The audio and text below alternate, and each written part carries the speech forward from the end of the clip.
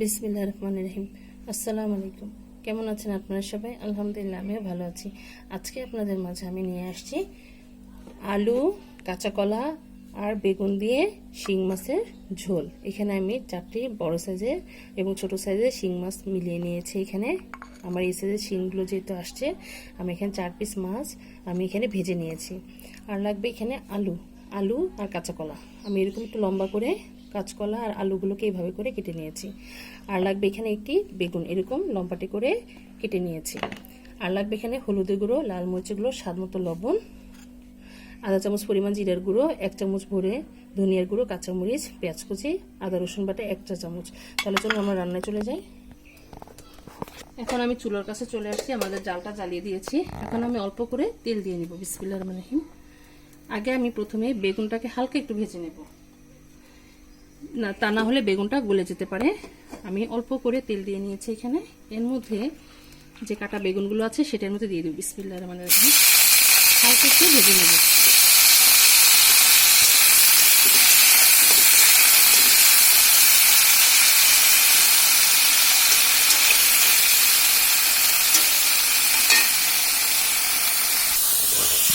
আমাদের বেগুনটা ভাজা হয়ে গিয়েছে, এখন আমি এটাকে নামিয়ে ফেলবো।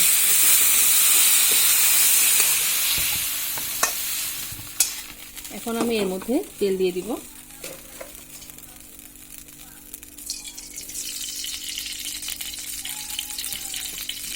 এখন আমি এর মধ্যে পেঁয়াজ কুচিগুলো দিয়ে দেবো। বিসমিল্লাহির রহমানির রহিম। দিয়ে দিলাম পেঁয়াজ কুচিগুলো।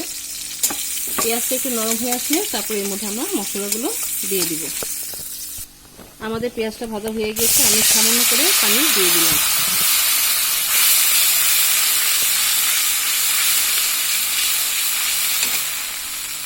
এখন আমি এর মধ্যে আধা চামচ পরিমাণ হলুদের গুঁড়ো, 1 চামচ ভরে লাল মরিচের গুঁড়ো,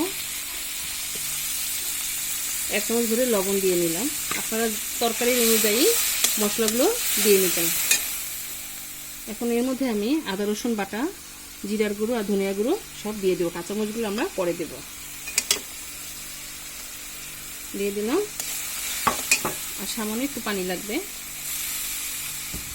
মশলাটাকে এখন ভালোভাবে কষিয়ে নেব।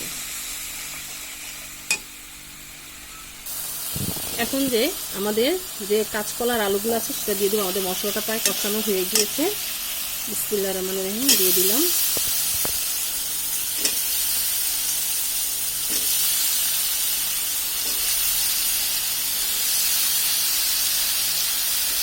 এখন আলু আর কাঁচকলা আমরা এটাকে ভালোভাবে একটু নেড়ে চেড়ে কষিয়ে নেব।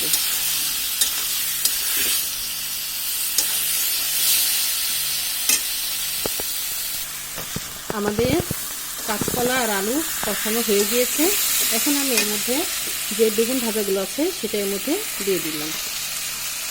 এখন আর বেশিক্ষণ নাড়াচাড়া করব না, দিয়ে এখন আমরা এগুলোর মধ্যে পানি দিয়ে দেব।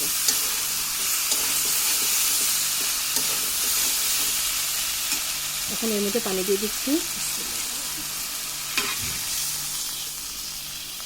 যেহেতু এটা একটু ঝোল টাইপের রাখবো, একটু মাখা মাখা থাকবে, তো আমি এই পর্যন্ত পানি দিয়ে নিলাম। এখন আমি এটাকে ঢেকে দেব। ঢেকে আমরা বলক আসা পর্যন্ত অপেক্ষা করব। আমরা এখন চুলোর কাছে চলে আসছি। মাশাআল্লাহ দেখুন তরকারিটা বলক চলে আসছে। একটু নাড়া দিয়ে দিব। এখন আমরা এটাকে ঢেকে রান্না করে নেব। আর আলুটা সেদ্ধ হওয়া পর্যন্ত আমরা অপেক্ষা করব। তাহলে আলুগুলো সেদ্ধ হওয়া পর্যন্ত আমরা অপেক্ষা করি। আমাদের আঁচটা মিডিয়াম আঁচে থাকবে। এখন আমরা আবার ফিরে আসলাম। এখন দেখি আমাদের আলুটা গলেছে কিনা, একটু নাড়া দিয়ে দেখি। আমি অফ ক্যামেরা একবার নেড়ে দিয়েছিলাম। আমাদের আলুটা গলে গিয়েছে। এখন আমি এই পর্যায়ে যে কাঁচামরিচগুলো আছে সেটা দিয়ে দিব এর মধ্যে। আর এখানে আমি 2টো ধনিয়া পাতা দিয়ে দিয়েছি, এখানে কেটে রেখেছি ধনিয়া পাতা, সেটাও দিয়ে দিলাম। চুলার আঁচটা বাড়িয়ে দেব।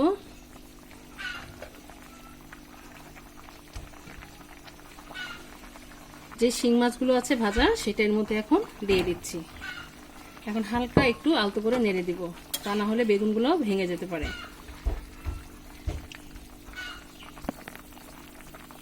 এখন আর 5 মিনিট আমরা রেখে তারপরে নামিয়ে ফেলবো। এখন আমরা এটাকে একটু ঢেকে দেবো 5 মিনিটের জন্য। 5 মিনিট পর ফিরে আসছি। আমাদের 5 মিনিট হয়ে গিয়েছে।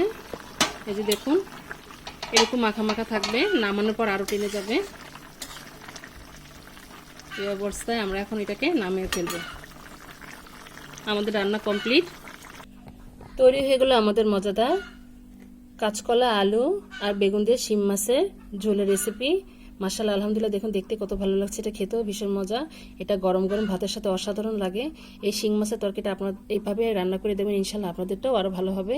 তো আমার শিং মাছের রেসিপিটা আপনাদের কাছে কেমন লেগেছে আমাদেরকে অবশ্যই কমেন্ট করে জানাবেন। আর আমার জন্য দোয়া করবেন, আমি যেন আপনাদের মাঝে আরও নতুন নতুন রেসিপি নিয়ে আসতে পারি। তো আজ এই পর্যন্তই। আপনারা যে যেখানে আছেন ভালো থাকেন, সুস্থ থাকেন। আল্লাহ হাফিজ।